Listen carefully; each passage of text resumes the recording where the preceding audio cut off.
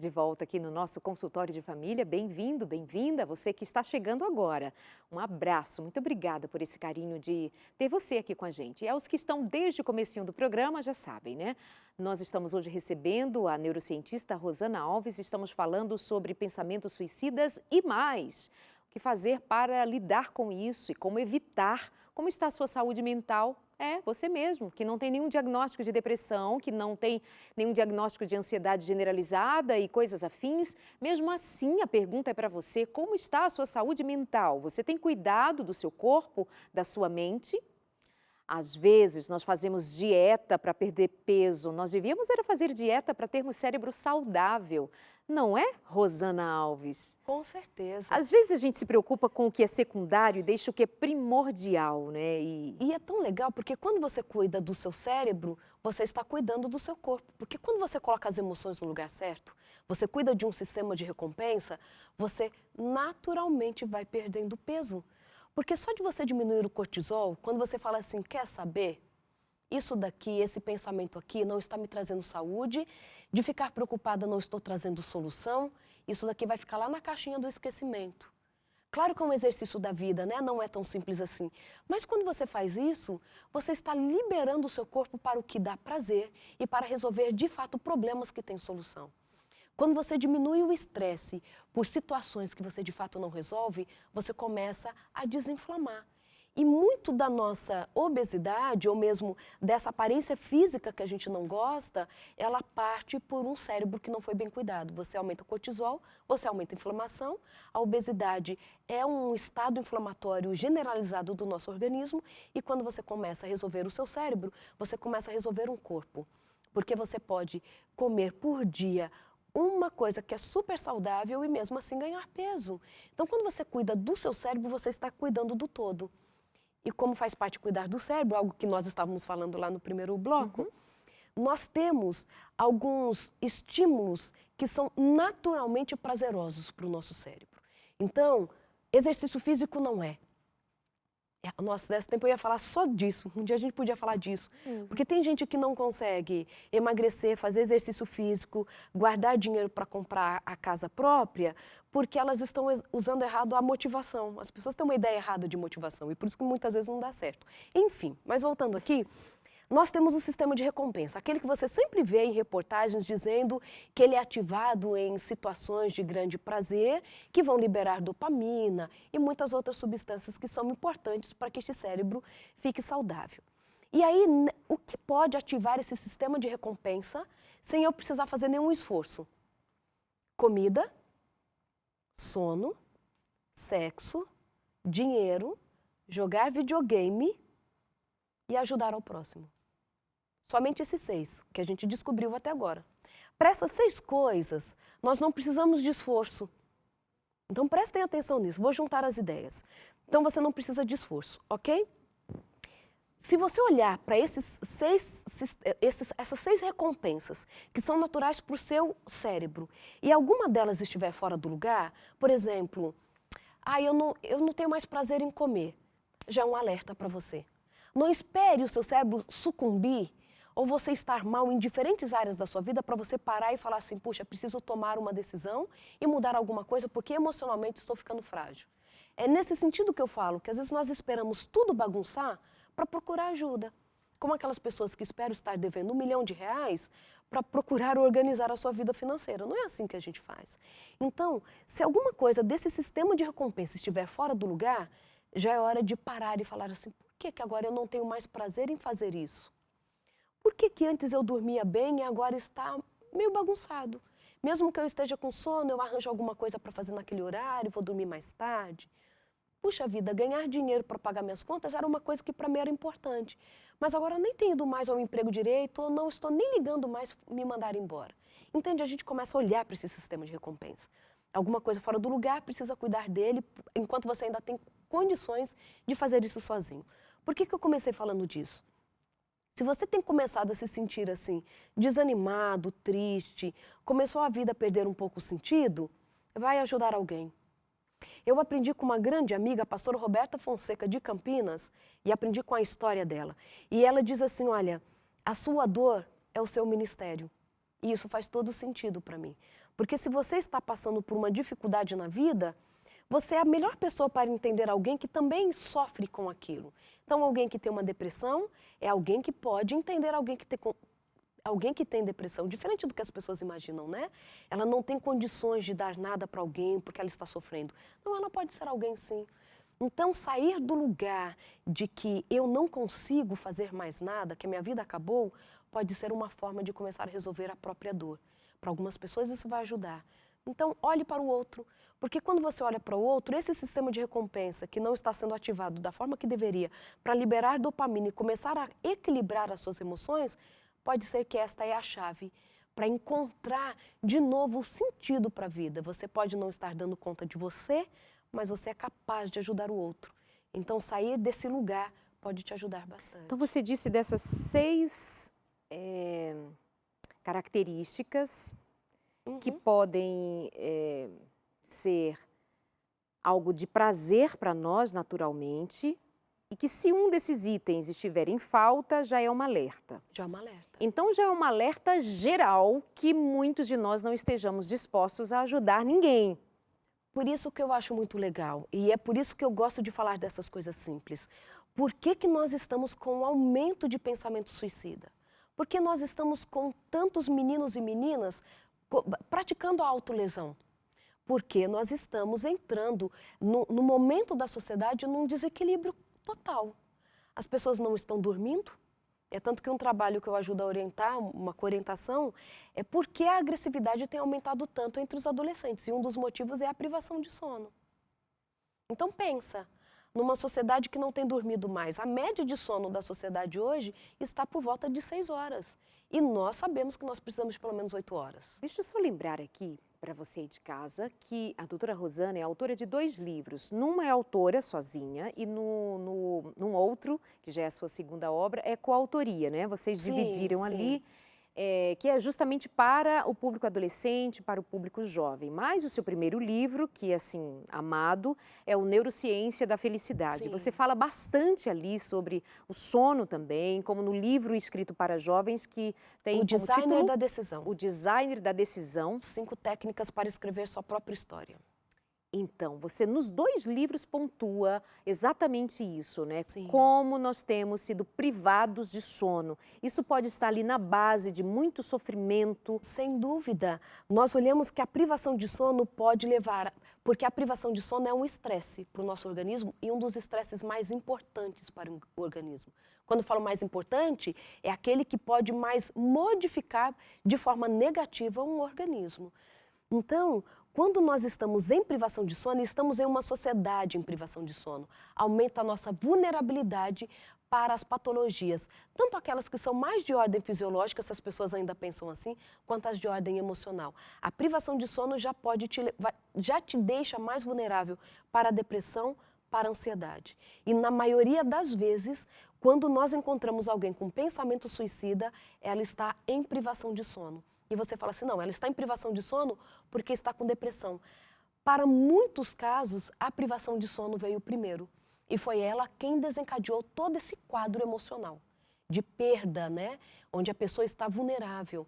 Pensa em alguém que não dorme direito, é só olhar para uma criança. Na privação de sono, você fica mais agressivo, há uma perturbação alimentar, emocional.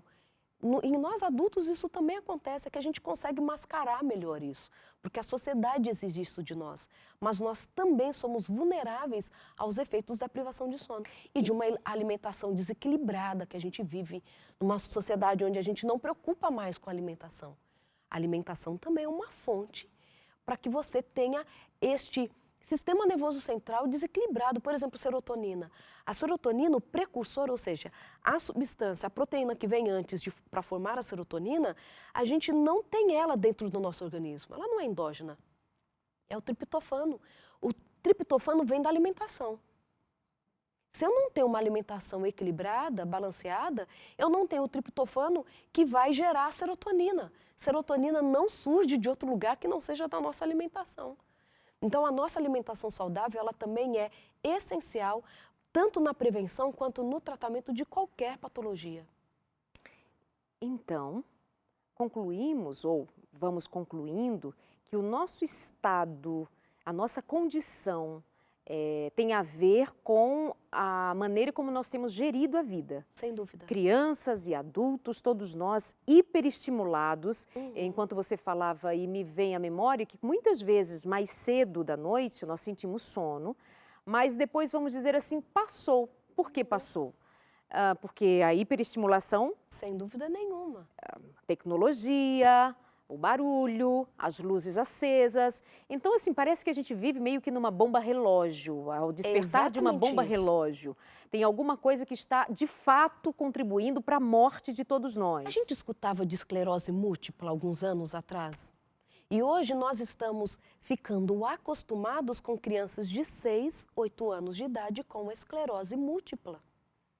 Nós estamos encontrando um índice de doenças neurodegenerativas absurdo na sociedade, que tem a ver com o nosso estilo de vida.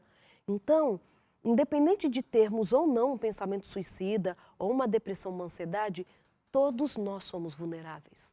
E todos nós precisamos cuidar deste bem precioso que se chama vida. Sabe, Darleide, existem alguns fatores de risco. Por exemplo, a genética é um fator de risco. É uma pergunta que a gente faz para um paciente que chega que já tentou suicídio ou tem uma ideação suicida. Alguém na sua família tem depressão? Alguém já tentou suicídio? Claro que essa é uma pergunta importante porque nós temos uma genética que pode tornar este indivíduo vulnerável. Mas esta genética ela também está a serviço do meio. Então, mesmo alguém que vem de uma família com um histórico de depressão, ela pode ser mais vulnerável ou não. No aspecto, se ela cuidar bem da saúde dela, do que ela recebe de estímulo, ela pode nunca ter nenhum desses indícios de algum sofrimento mental. Mas, mesmo uma pessoa que não tenha nenhum traço genético, ela pode vir desenvolver qualquer uma dessas patologias. Porque nós sabemos que os genes estão a serviço do meio. Kandel, lá que foi o Prêmio Nobel de Medicina em 2000, já falava isso. Os nossos genes estão a serviço do meio. Então você pode ter uma genética extremamente favorável para uma saúde absurda, mas se você não cuidar disso, os seus genes mudam. E esses genes mudando, você pode surgir em você assim, de repente, porque a gente acha que é de repente, né? Rosana, muitas patologias. Vamos pensar ali no indivíduo que está com depressão, ideação suicida. O caso é sério, é grave. Que mudanças, então, esse indivíduo pode fazer se ele está num quadro grave e, de fato, o desânimo, o desejo pela morte bateu ali aquela porta? Ainda assim, como é que esse indivíduo se instrumentaliza de forças para sair desse quadro? E dando continuidade à sua fala, mudar a alimentação ajuda? Mudar o que mais ajuda? Como é que esse indivíduo que está nessa condição agora e que nos assiste agora, o que ele pode fazer por ele mesmo? Ok, então eu vou falar com você que está nesse momento sofrendo e às vezes olha para você mesmo e não consegue ver uma saída. Primeiro eu quero te fazer uma pergunta. Tem alguém em quem você confia muito? Se tiver essa pessoa em quem você confia muito, você pode se abrir com ela e pedir para ela ajuda. E você já pode usar até mesmo o conteúdo desse programa para dar para ela algumas dicas. Por favor, eu não preciso que ninguém me julgue. Te procurei porque eu encontro em você um suporte emocional.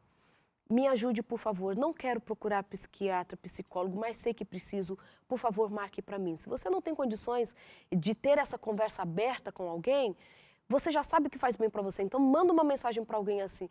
Puxa vida, vamos fazer uma caminhada juntas? Me manda uma receita saudável? Ou pare e pense com você mesmo assim, eu já venci muita coisa na vida.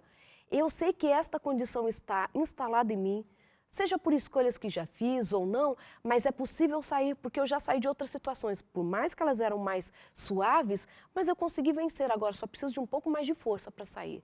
Saiba que você não é a única pessoa que está sofrendo. Muitas pessoas que estão ao seu redor talvez estejam sorrindo, mas que também carregam dentro de si uma dor. Eu acho que quando nós olhamos para a vida e encaramos os outros não como alguém que tem uma grama mais verde do que a nossa, mas que todos nós temos algum tipo de sofrimento, traz para o nosso coração a certeza de que sou ser humano como os outros. E isso traz para nós uma possibilidade de sair do lugar do sofrimento. Não digo para você que hoje você tem que levantar e fazer tudo o que você sabe que precisa. Exercício físico, mudar a alimentação, dormir mais. Mas escolha pelo menos um desses fatores, aquele que você acha que está mais fácil para você, e comece a exercitá-lo. Quando você começar então a fazer isso, você vai perceber que você já andou mais um pouco. E a partir deste entendimento que é possível andar mesmo que um pouco mais devagar, você vai começar a ter forças para mudar a sua condição.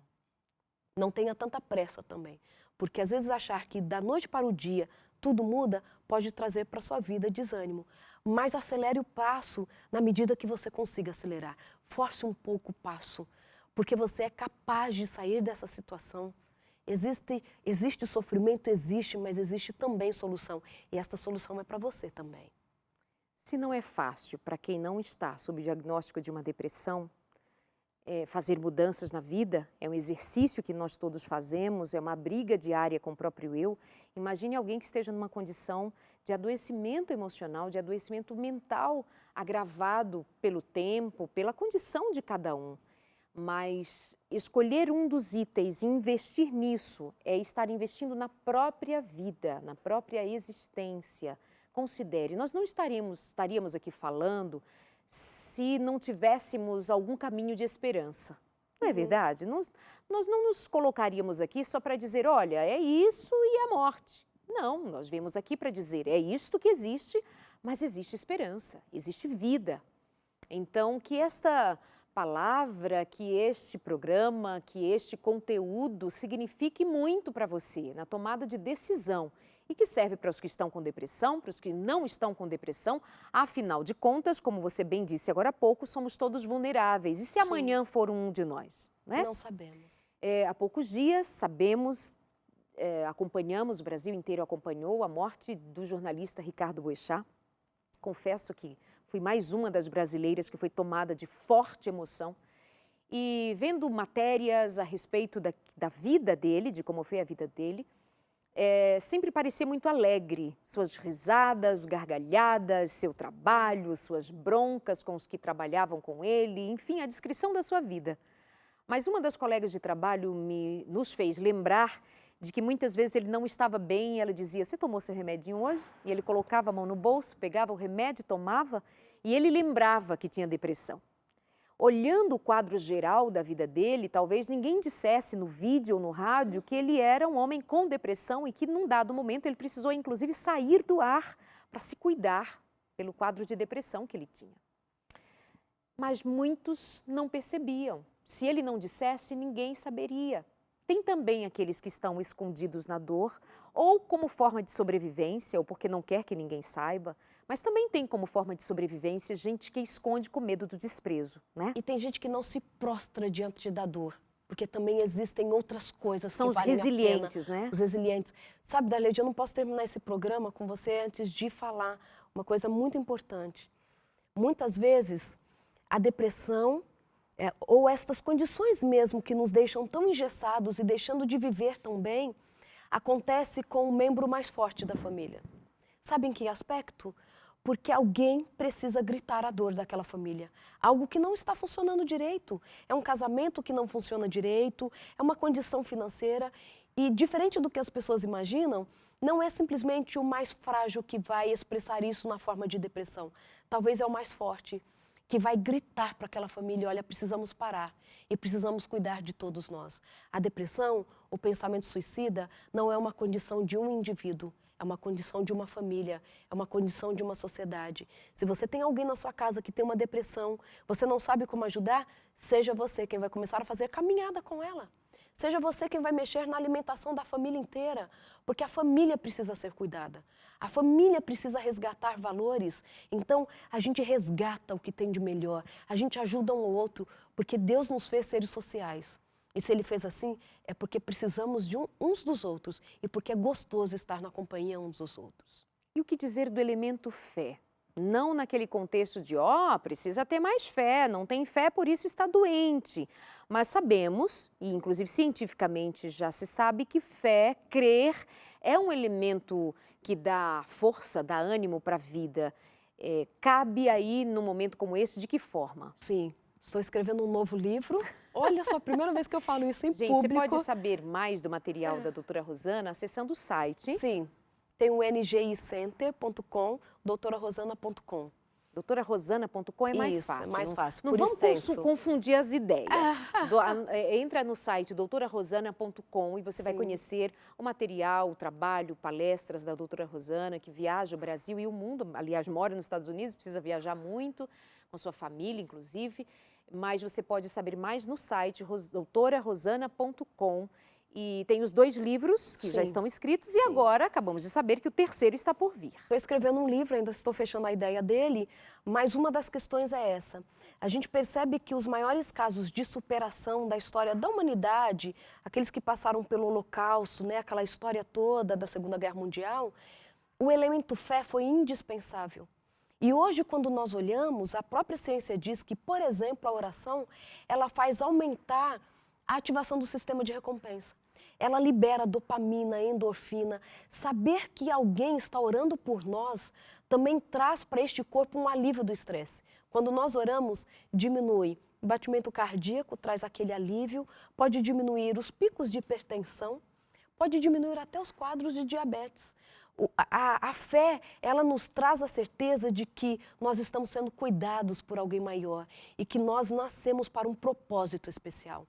E quando eu olho para mim e não me vejo simplesmente como um encontro amoroso ou não entre 2 seres humanos, mas que a minha existência foi programada por alguém que via que eu existir faria diferença para a história de alguém, isso traz para mim o senso de pertencimento. E o senso de pertencer a alguém que pode todas as coisas traz para mim a certeza de que esta condição de sofrimento não é o fim e eu posso sair dela. É tão interessante quando a gente fala de oração, por exemplo, quando a gente vai para a física quântica, não vou falar de física quântica, mas é muito interessante. Quando a gente fala, por exemplo, de oração, por que a gente fala muito de orar um pelo outro, né? Oração intercessória. Nós hoje conseguimos provar, se é que a gente precisa de provar, né? Mas dentro da física quântica, o quanto que eu orando aqui por você em outro lugar do mundo, a minha oração chega até você. A gente consegue provar isso dentro da ciência, como que algo que acontece aqui pode modificar um corpo que pode estar a milhares de quilômetros de distância. Rosana, lá no comecinho do programa nós dissemos que estar doente, especialmente das doenças emocionais, que é onde mais reside a falta de conhecimento a respeito do significado das doenças mentais, a fé não é o elemento que faltou para deixar esse indivíduo doente. Sim. Até porque eu sempre penso que se fosse a falta de fé o elemento que levaria as pessoas a adoecer, nós encontraríamos todos os ateus aos pedaços. Sim. E assim como tem ateus com depressão, tem cristãos com depressão, assim como uns e outros tentaram tirar a própria vida e por aí vai.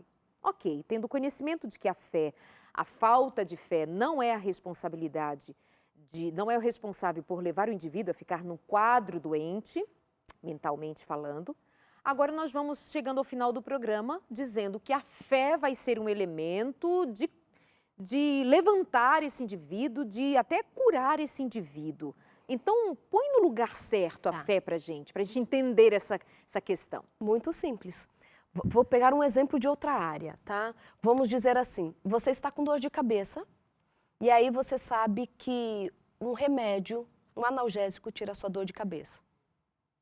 Você toma o remédio e passou a dor de cabeça, ok? Ok. Então, não significa que você estava com dor de cabeça porque estava faltando remédio. Ele não era necessário. Antes de você ter a dor de cabeça, você teve a dor de cabeça, você tomou e passou a dor de cabeça. Então não era assim, é porque estava faltando o analgésico. Entendeu a ideia? Então, quando eu estou em um sofrimento e eu preciso daquilo para passar o sofrimento, não significa que ele estava em falta antes, mas que ele pode resolver. A grande questão também é que a gente confunde fé. Fé não é a pílula que vem e me traz uma condição de plenitude, de sorriso sempre. A fé, ela vem para me lembrar, para me trazer sentido à vida até quando eu já perdi. Me faz lembrar a quem pertenço. E que em algumas outras situações eu estava sofrendo e que houve solução. Não significa que eu não tinha fé quando eu me prostrei no sofrimento, mas que eu estou diante de uma nova situação que me fez sofrer. Entende a ideia? Sim. Então, por exemplo, eu tenho fé que Deus pode todas as coisas, etc. Mas eu acabei de perder um filho. É uma situação É uma nova. situação. Rosana, nós também temos uma ideia de que fé é sentimento.